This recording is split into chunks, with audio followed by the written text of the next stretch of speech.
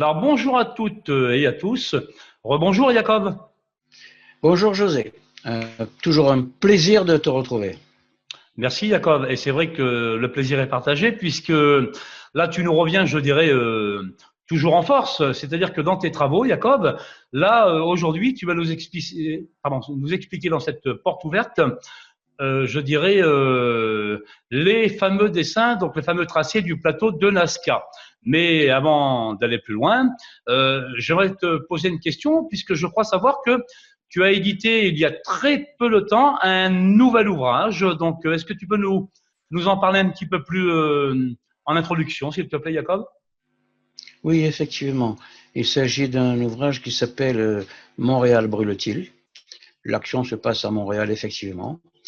Il y a énormément d'actions, toujours basées sur le combat du bien et du mal.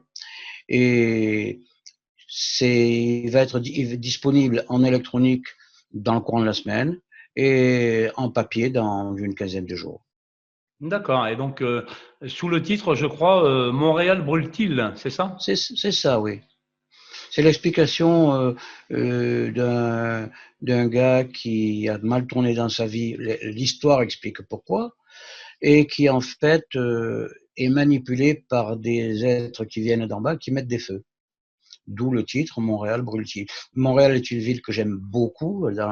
J'ai un peu vécu là-bas. J'aime beaucoup. Et un peu en nostalgie, j'ai décidé que l'action s'est passée là-bas, quoi. Voilà. D'accord. Et donc, tu dis avec des entités sous terre, donc des intraterrestres, en fait, on y trouvera ça peut-être, non? Non, ce ne sont pas des intraterrestres en tant que civilisation, mais plutôt des gens d'un astral plus bas qui profitent de revenir à la surface, parce qu'en fait, c'est une vibration plus basse. Des gens qui profitent de revenir à la surface pour faire du mal, pour récupérer de l'énergie vitale des hommes qui sont sur Terre.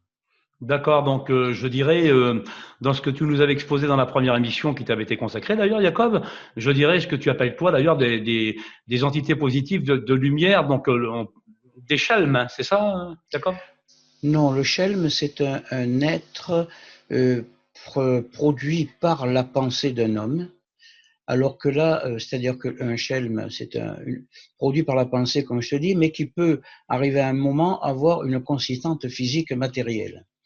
Alors que là, il s'agit d'êtres qui n'ont pas de corps théoriquement, selon notre vision de la matière, qui vivent dans les vibrations profondes de la Terre, mais qui ne sont pas contents de ne pas avoir plus de, plus de lumière, plus d'énergie. C'est un peu d'ailleurs ce que j'explique dans le premier livre, où on le voit très bien, surtout à la fin, où les choses se dénouent.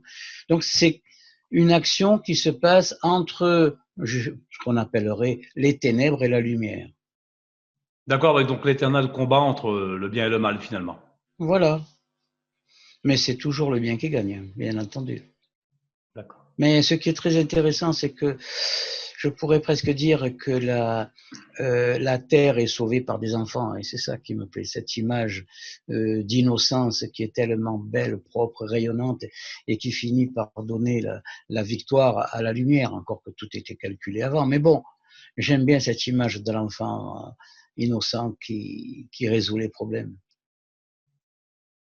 Donc, Jacob, dans cet exposé, donc, je dirais, dans tes travaux de recherche, tu as tenu à ce que je te consacre cette porte ouverte au sujet des fameux tracés de Nazca. Donc, tout d'abord, pourquoi avoir voulu choisir ce thème, Jacob?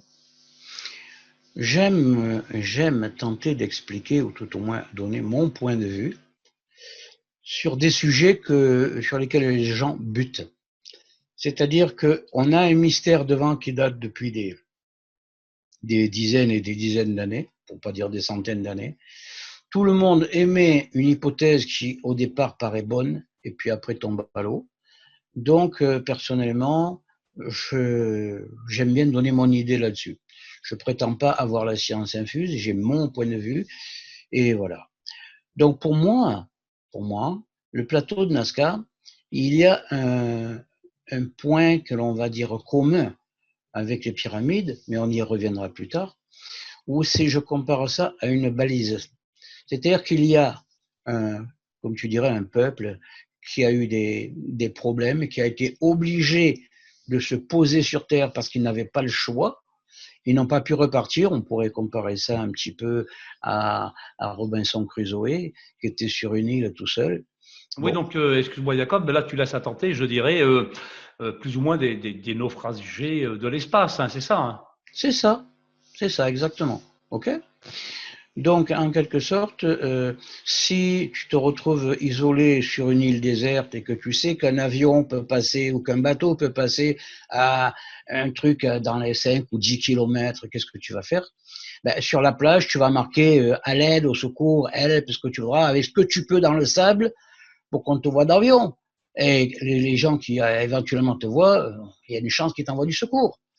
Si tu vois qu'un bateau passe à 5, 10 ou 15 kilomètres, tu vas faire du feu pour qu'on voit la fumée, histoire de... Là, ils ont fait des marques. Alors, bien entendu, nous sommes une civilisation très matérialiste. Donc, si je trace dans le sable une figure, on va dire, bon, il a écrit au secours. OK. Oui, vraiment, on est dans un message de détresse, comme tu laisses sous-entendre au début de cet exposé, Jacob. D'ailleurs, je me permets aussi de te dire que ces fameux tracés de Nazca l'ont été découverts, je dirais, assez récemment, puisque c'est un petit bimoteur, un petit avion, en 1920 qui a fait cette découverte aussi, Jacob. Alors, apparemment, ça, c'est la version moderne. Mais apparemment, il y avait dans les années 1550, quand les Espagnols ont débarqué en Amérique du Sud, il y a quelqu'un qui l'avait vu et qui en a parlé. Maintenant, il n'a pas parlé de l'ampleur générale, il a simplement dit qu'il y avait des lignes, parce que posé au sol, il ne pouvait pas voir la totalité, puisque même à l'heure actuelle, ils ne sont pas sûrs d'avoir tout découvert. D'accord? Bon. Alors maintenant, pourquoi ça a été fait? C'est ça la question, en fait. Alors, il y a deux questions. Trois, mais bon, deux qui nous intéressent plus principalement. Quand, en réalité, on s'en fout. Par contre, pourquoi et comment? Là, ça devient intéressant. Alors, pourquoi? Supposons un instant. Tu as déjà vu ce qui est comment dire, une balise. Une balise, c'est quoi? C'est je suis ici, j'envoie un signal pour dire que je suis ici. Une balise de détresse pour un bateau qui est en perdition, pour un avion qui est en perdition, bon, on sait ce que c'est. Donc le pourquoi, moi je l'interprète comme étant une balise informatique à deux niveaux. C'est-à-dire je suis ici, mais ici il y a tout ça. Et c'est là qu'entre en jeu des dessins des oiseaux, des araignées, des singes, des coyotes, et même d'un homme de ce qui paraît être un homme casqué. D'accord? Bon. Donc, le pourquoi, voilà, je suis ici, et il y a tout ça. Pourquoi? Pourquoi il y a tout ça? Parce que la faune et la flore que l'on retrouve sur Terre est unique, si ce n'est dans l'univers, en tout cas dans notre système solaire, et peut-être dans la galaxie. Donc, toute personne qui veut voir quelque chose de nouveau, mais qui a les moyens de se déplacer, on va dire, dans une galaxie, ce qui est déjà pas négligeable, peut savoir que là, eh ben, il y a un jardin zoologique très, très, très fourni par rapport à ce qu'il y a ailleurs. Donc ça, c'est un pourquoi. Ce n'est pas, c'est pas tout. Et on peut en rajouter dans le sens où euh, on peut donner une détermination à chaque chose. C'est-à-dire que de par la forme et de par la consistance de la chose, avec l'emplacement qu'il a par rapport au soleil, etc., ça peut déterminer pour les gens qui sont loin quelle famille de choses c'est. C'est-à-dire que l'araignée, on sait que ça va être dans la famille des arachnidés, nous on appelle ça, mais pour eux, c'est sang-froid,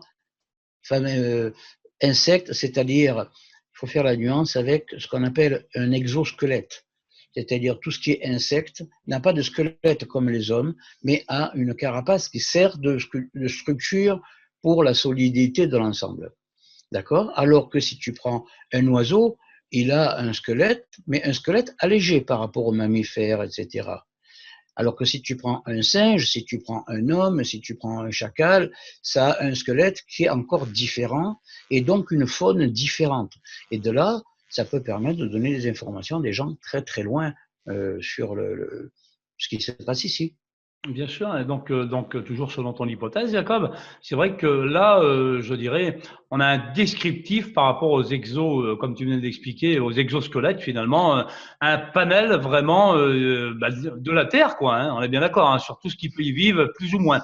Alors donc, j'aimerais quand même rebondir tout de suite dans ce que tu viens de dire. Donc, dans ta première hypothèse, donc du naufragé, enfin des naufragés de l'espace, on peut y voir aussi deux hypothèses pour le coup, je pense, puisque il peut y avoir aussi l'hypothèse, comme tu viens de le souligner ici, Jacob, des naufragés, et donc le fameux SOS, je dirais en réponse, hein, apparemment, en créant ces lignes.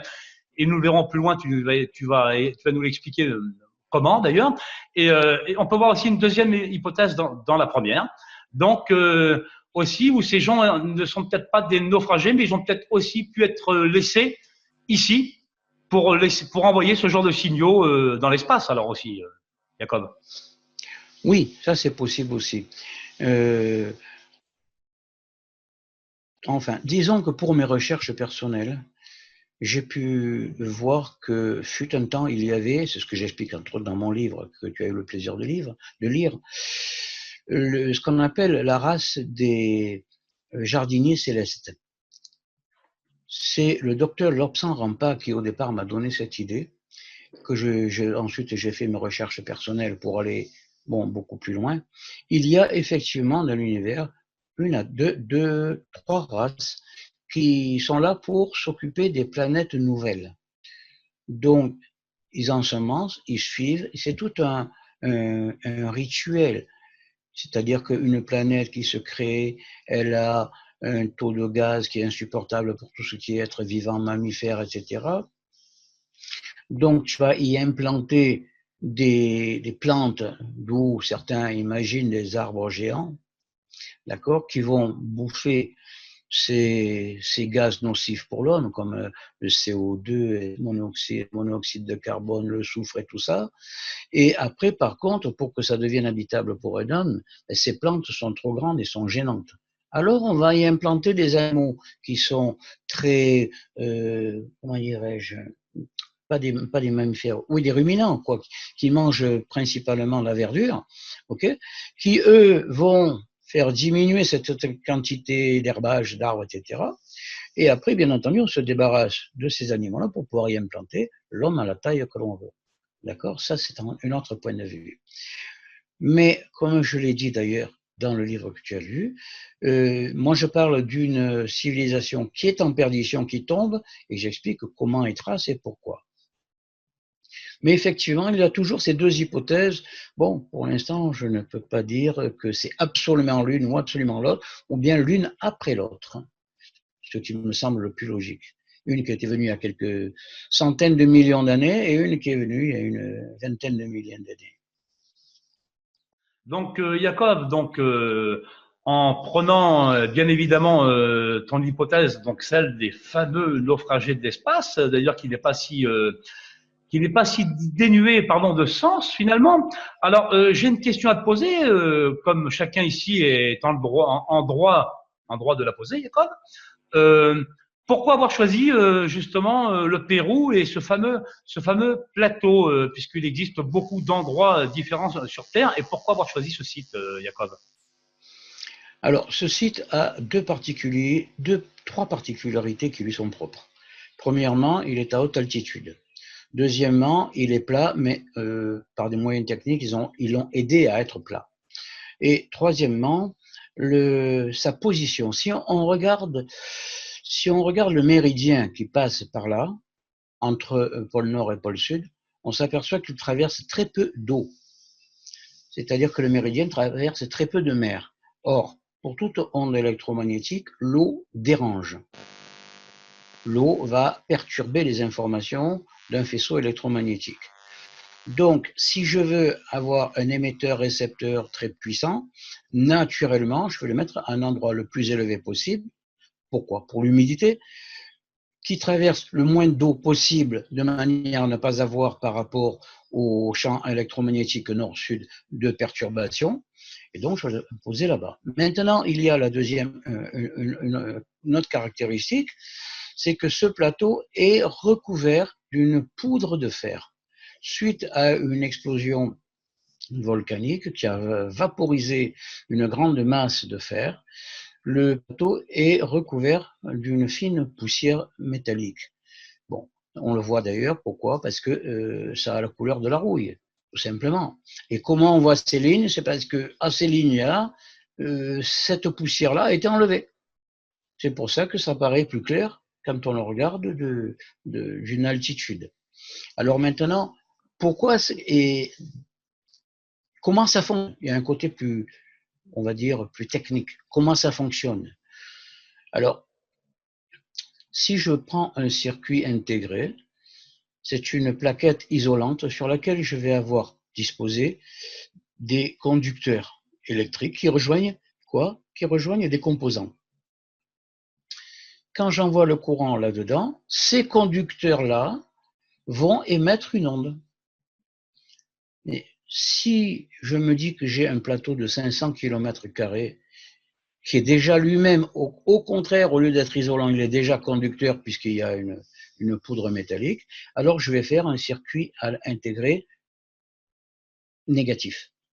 C'est-à-dire que je garde tout en conducteur et j'enlève ce que je ne veux pas qu'il soit conducteur. Oui, donc évidemment, là, tu viens de le souligner, tu viens de le démontrer ici. Ce site n'a évidemment pas été choisi par hasard, puisque c'est vrai que le sol se prête, je dirais, à ce genre de message, finalement, quelque part. Donc, grâce à, je dirais, à ce sol, comme tu viens de dire, métallique, donc tu laisses entendre ici une chose extrêmement intéressante, Jacob. Finalement, des composants, donc ce serait pour toi, ces dessins du plateau de Nazca sont des composants électroniques. Donc schématiquement, c'est pareil pour toi. Dans la...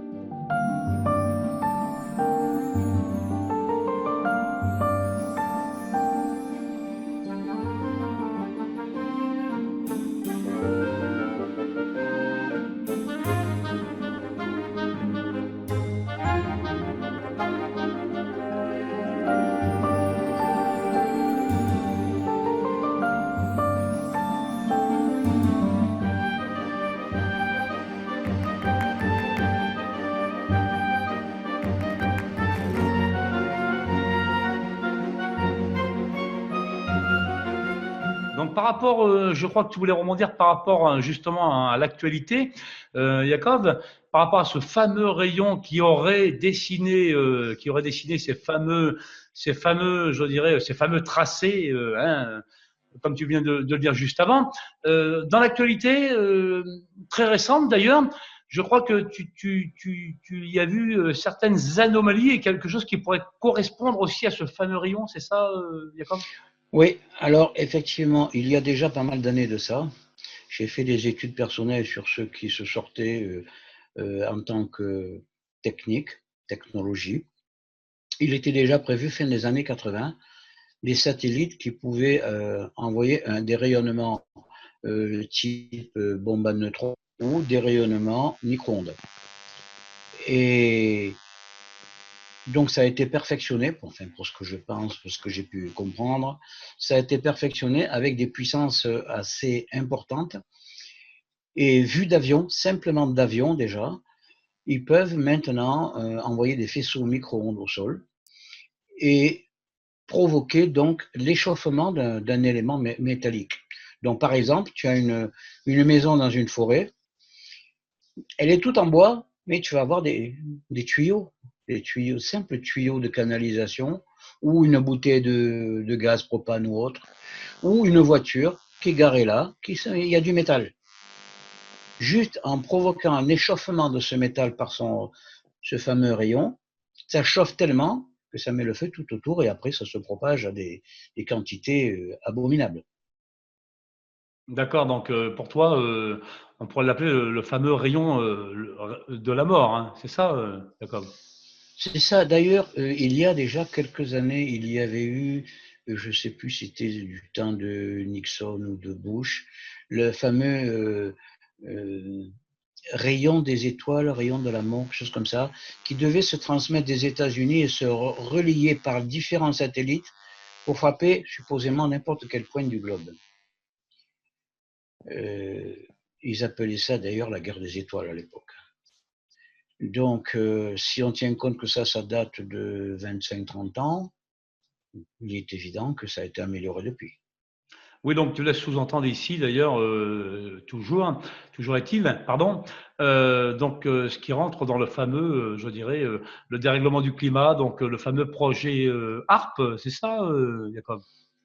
Bon, certains l'appellent comme ça, je ne connais pas le nom particulièrement précis, mais ce qui est évident, c'est que pour faire de la géo-ingénierie, mais malheureusement à mauvais escient, il y a plusieurs technologies qui se regroupent l'une à l'autre pour arriver à quelque chose de particulier.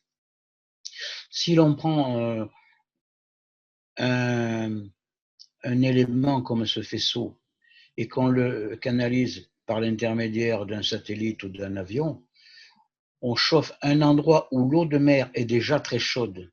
On va la faire chauffer puisque l'induction se fait par rapport à la mer aussi, puisqu'il y a du sel, donc électrolyse, etc. Donc, on va avoir une température de l'eau qui va monter à l'ébullition. Et si on s'amuse, entre guillemets bien sûr, à lâcher des des nanoparticules de métal à la verticale de ce lieu-là, pour que justement le soleil ne puisse pas chauffer l'air en altitude, pour réfléchir donc les rayons du soleil, et ne pas chauffer l'air en altitude, à ce moment-là, on va augmenter la température entre le niveau du sol et le niveau de l'altitude, on va provoquer ou aider à amplifier une tornade qui pourrait paraître à première vue naturelle. Maintenant, si on continue d'injecter de l'énergie là-dedans, alors on risque d'avoir un monstre de tornade comme il s'est passé récemment. Oui, c'est vrai que là, les tornades du moment, je dirais, ont explosé les barèmes, hein, Jacob. C'est vrai que c'est les super méga tornades, c'est vrai que c'est quelque chose quand même. Bon, il y en a toujours eu, il faut être honnête aussi, mais quand même pas dans le même laps de temps et pas autant, quoi, je crois savoir, hein, Jacob. C'est surtout qu'on dirait que leur trajectoire est anormale. Parce que il y a eu plusieurs tornades qui ont frappé, bon, malheureusement, j'ai beaucoup de peine pour eux, les Antilles, la Martinique, la Guadeloupe, bon, tout ça. Mais simultanément, moi, ce qui m'a choqué, c'est que si on prend la ligne de déplacement des tornades, on s'aperçoit que la ligne droite va jusqu'à Mexico, où il y a eu un tremblement de terre. Alors, comment se fait-il qu'il y ait sur la même ligne droite, il y a un tremblement de terre à Mexico, alors que ce sont des tornades qui se déplacent au-dessus de l'eau? Alors, beaucoup de gens diront qu'il n'y a aucune relation, mais avec les études que je fais là-dessus depuis plus de 30 ans, je me dis que les coïncidences n'existent pas. D'accord? Ce qui veut dire que pour moi, ça a été provoqué artificiellement ou amplifié artificiellement.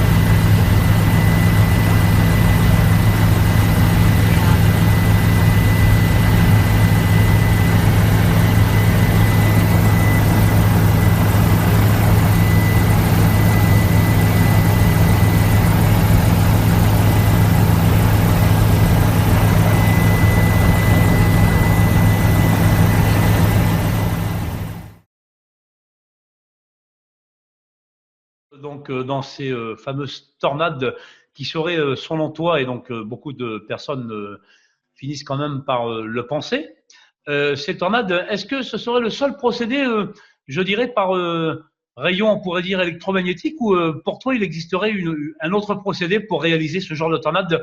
D'ailleurs, les tornades téléguidées, c'est ce que tu laisses entendre, Jacob. C'est ça, exactement. Des tornades qui viennent à être téléguidées. Le mot est triste, grave, mais à mes yeux, malheureusement réel. Alors, nous avons soulevé un point, c'est qu'il est question pour la réflexion du soleil, pour rafraîchir, pour refroidir le ciel à haute altitude, c'est de lâcher des nanoparticules métalliques, de l'aluminium, du bore, du strontium, etc. Seulement, les nanoparticules de métal ont aussi eu un autre avantage ou inconvénient, c'est que si je lâche des nanoparticules qui sont déjà ionisées positivement ou négativement selon la recherche que je veux faire, hein, et qui vont se mettre en rotation, ils vont créer un champ magnétique eux-mêmes. Le champ magnétique, si on ajoute ça au champ magnétique naturel de la Terre, mais qu'au pôle Nord, par exemple, ou au pôle Sud, ou dans la ligne, il y a des antennes de forte puissance qui vont émettre. À ce moment-là, on va avoir une pulsion du champ magnétique naturel de la Terre qui va amplifier ce sens de rotation. Et donc, on va accélérer la rotation, ce qui va provoquer encore un grossissement de la tornade. D'accord. Donc, tu laisses sous-entendre ici encore toujours le fameux projet ARP. Exactement. C'est exactement ça. Malheureusement, il y a apparemment une poignée de gens, on va dire, qui ont décidé de manipuler le climat de la Terre. C'est ce qui me fait d'autant plus peur, c'est que c'est un petit peu ce qui a bousillé Mars il y a quelques milliers d'années en arrière. Étonnant dans ce que tu nous dis, Jacob, puisque là, alors vraiment, alors c'est comme tu dis, c'est quelque chose de mental qui t'a permis de nous dire ce que tu viens de nous dire à l'instant, là, c'est-à-dire, c'est ce qui a détruit, je dirais, Mars. Comment tu peux savoir ça? J'aimerais savoir, en fait, Jacob, d'où tu tiens cette information. Alors, la civilisation de Mars, bon, on va dire un voyage astral dans le temps, d'accord? Donc, il y avait une civilisation sur Mars à l'époque qui était jumelée avec la Terre. Et effectivement, il y a eu des travaux qui ont été faits comme ce se passe maintenant sur Terre pour manipuler le climat.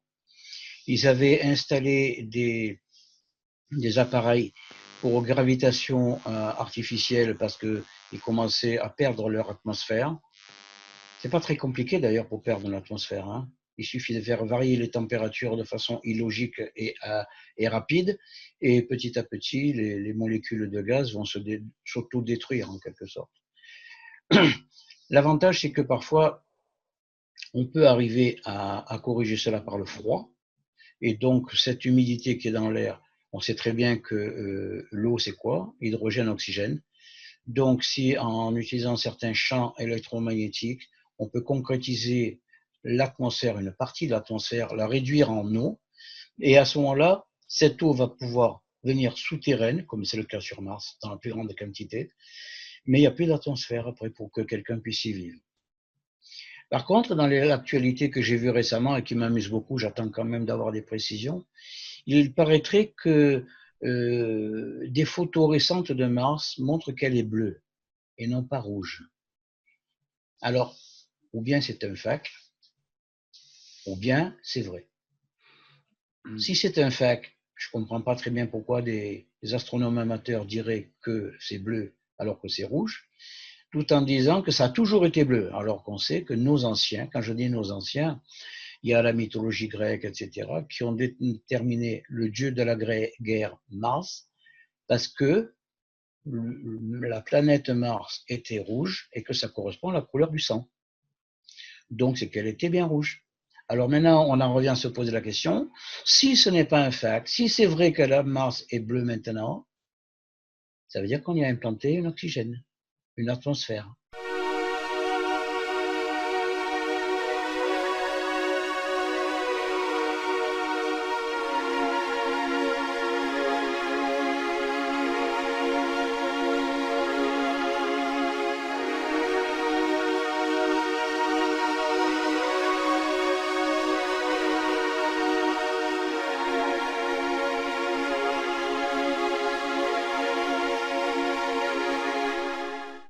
Alors, Jacob, quel rapport je voudrais bien savoir finalement, et tu vas le dire ici, quel rapport tu fais toi entre ce que tu viens de nous dire sur cette fameuse planète Mars et ce fameux rayon qu'on voit sur le plateau de Nazca. Donc, quelle relation entre les deux, Jacob?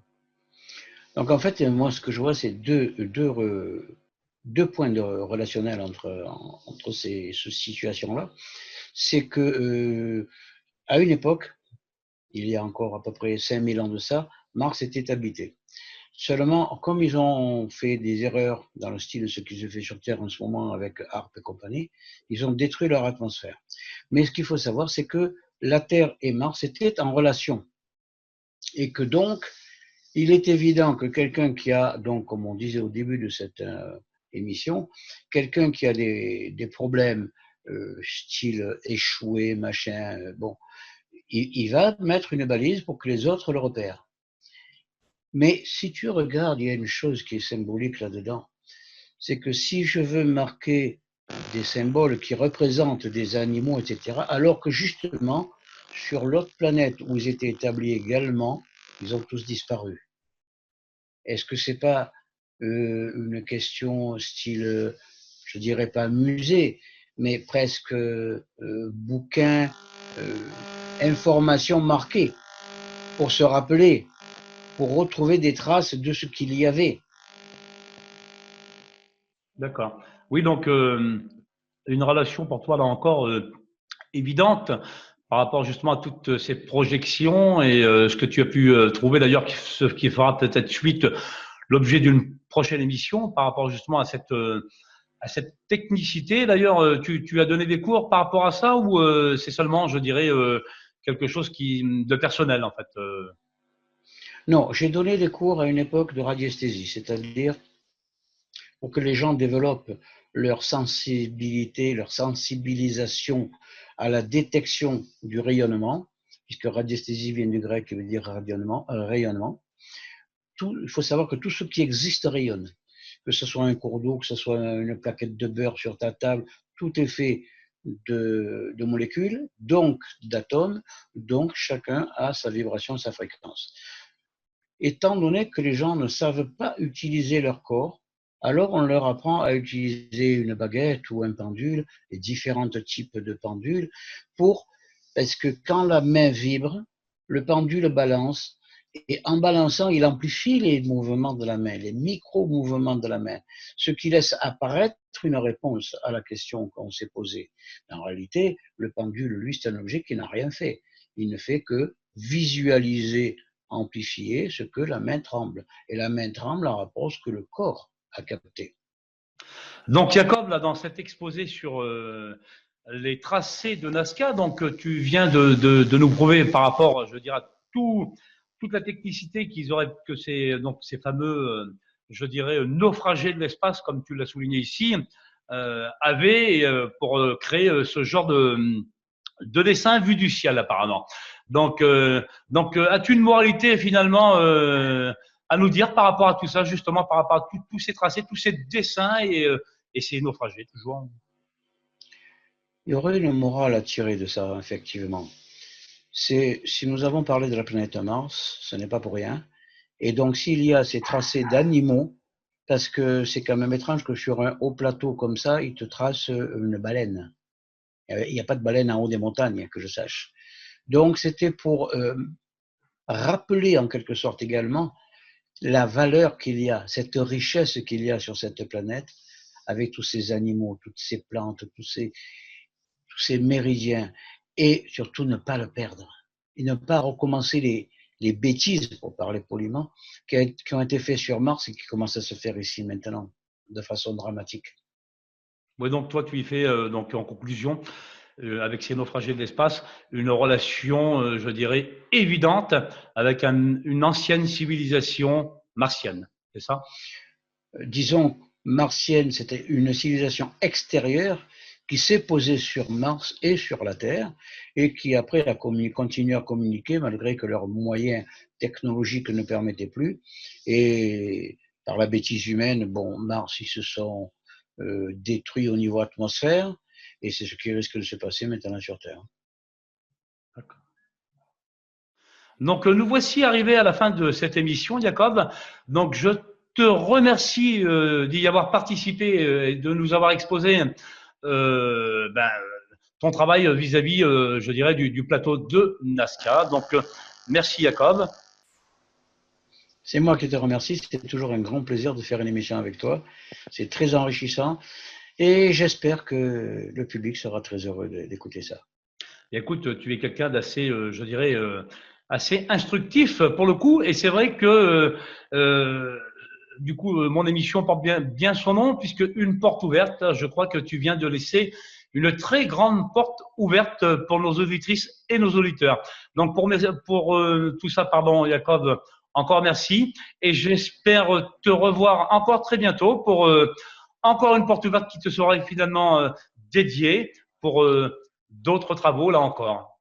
Merci Jacob, au revoir. Au revoir, avec grand plaisir. Merci beaucoup.